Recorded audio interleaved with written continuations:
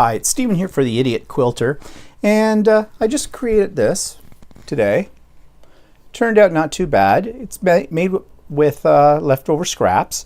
In fact, the scraps are left over from my second quilt, which was the one that I made, or was that the third quilt, that I made out of the tea towels from Australia. So these are from the tea towels. The only thing that's not is this black strip right here. And I quilted it all. But you'll notice on the back, I did not put a backing because I made this for a specific purpose.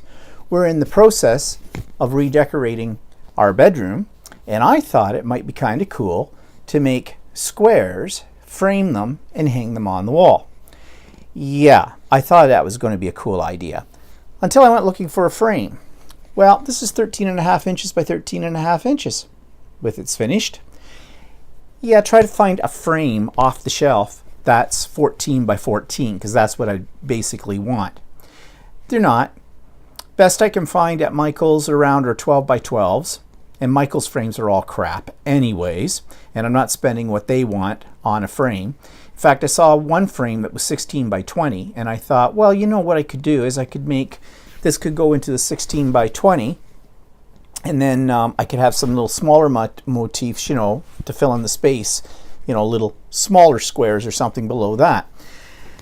Yeah, but they want $20 for the frame that I was looking at, which might have done the trick, except that I had a 50% off coupon, but it was one of their everyday values.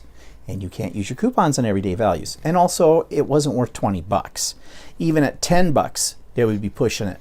So I'm rethinking this whole thing. I have now a lovely little placemat, I guess, even though I don't need backing on the back of it, but yeah, it could serve the purpose like that. I'll put it somewhere down here in my craft room or whatever, out in my sewing room. I did have a little trouble with the binding again. I don't know what it is about bindings. I get them, first of all, I had to join the binding a couple of times before I got it right. I think I know what I'm doing wrong, and I think I may have solved that problem. But then when I was pulling it over to the other side here to finish it off, one of my bloody corners would not cooperate. And I have kind of made it work, but I had to cut some material, some bulk out of underneath here, and had to do some stitching along the top. Now, just glancing at it, you wouldn't know which corner that is unless you're an experienced quilter, then you'll pick it up real quick. So anyways, this is not an epic fail, but I spent all morning, part of the afternoon, making this sucker, and I thought it was coming out not too bad, and no, now it's going to become something else, I guess, whatever. So what I'm thinking of doing in the bedroom is maybe doing a wall hanging quilt of some sort. If I find a pattern or design a pattern or something for that. Eventually I want to make a queen size bedspread quilt for the bed to go with the decor of the room. We do have a new one that we bought some time ago.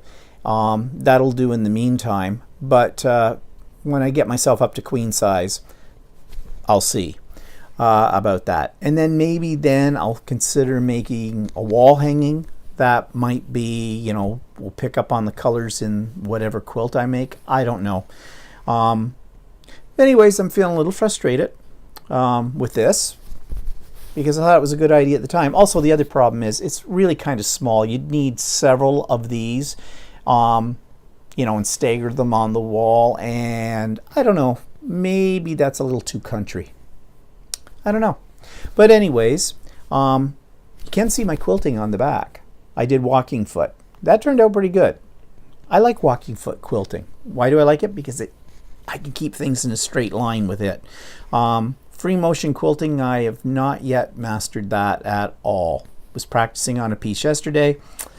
Yeah, it looks like a whole lot of scribbles in thread all over everything. So luckily I am taking a class very soon on how to do that. So maybe I will learn some tips and tricks that will make me, get better at it.